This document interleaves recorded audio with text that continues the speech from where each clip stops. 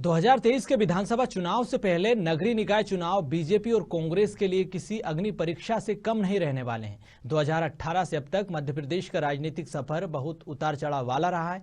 कमलनाथ की सरकार बनी, फिर तख्ता पलट हो गया, शिवराज फिर से मुख्यमंत्री बन गए, वहीं उपचुनाव भी बीजेपी जीत गई। अब बीजेपी जानती है कि इस बार 16 के इस नगर निगम चुनाव जीतना कितना आसान है और इसके लिए तमाम प्रयास किए जा रहे हैं। वहीं कांग्रेस भी तमाम जद्दोजहद कर रही है और अच्छा परफॉर्मेंस देने का प्रयास कर रही है। देखिए रिपोर्ट।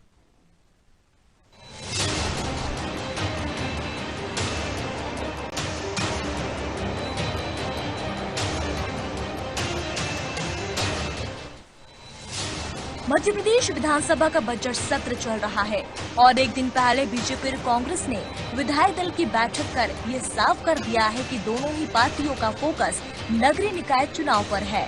सीएम हाउस में हुई बीजेपी विधायक दल की बैठक में सीएम ने साफ कहा कि 2023 विधानसभा चुनाव से पहले नगरीय निकाय चुनाव में अपना पुराना परफॉर्मेंस दोहराना होगा, वरना 2018 के परिणाम हमने देखे हैं।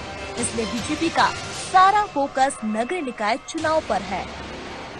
भारतीय जनता पार्टी विधायक दल की बैठक माननीय मुख्यमंत्री जी, माननीय विधानसभा अध्यक्ष हमारे आज निर्वाचित हुए, उनका स्वागत वंदन अभिनंदन किया गया सभी विधायकों के द्वारा, मुख्यमंत्री जी के द्वारा। आज कई विषयों पर सारगर्भित चर्चा भी हुई। नगरीय निकाय चुनाव सामने है, उसको लेके विस्तार से बात हुई। नगर पालिका नगर पंचायत के चुनाव को लेकर विस्तार से बात हुई, उपचुनाव को लेकर भी बात हुई।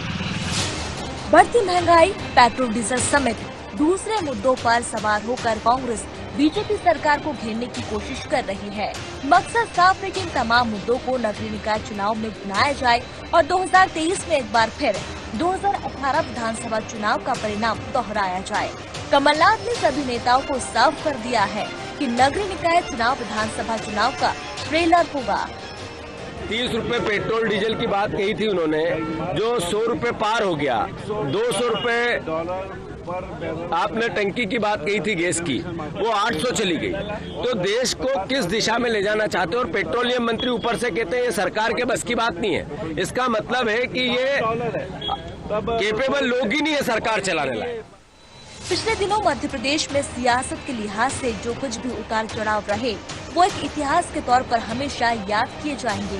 पिछली बार बीजेपी ने 16 की 16 नगर निगम जीतकर कांग्रेस को चारों खाने चित कर दिए थे, लेकिन इस बार परिस्थितियां कुछ और ही है। बहरहाल नगरीय निकाय चुनाव में बीजेपी और कांग्रेस अपनी पूरी ताकत झोंकती हुई नजर आ रही है, क्योंकि दोनों ही पार्टियां बखूबी जानती है कि इसके परिणाम आगे की राह या तो मुश्किल बनाएंगे या फिर आसान कर देंगे। ब्यूरो रिपोर्ट, साधना न्यूज।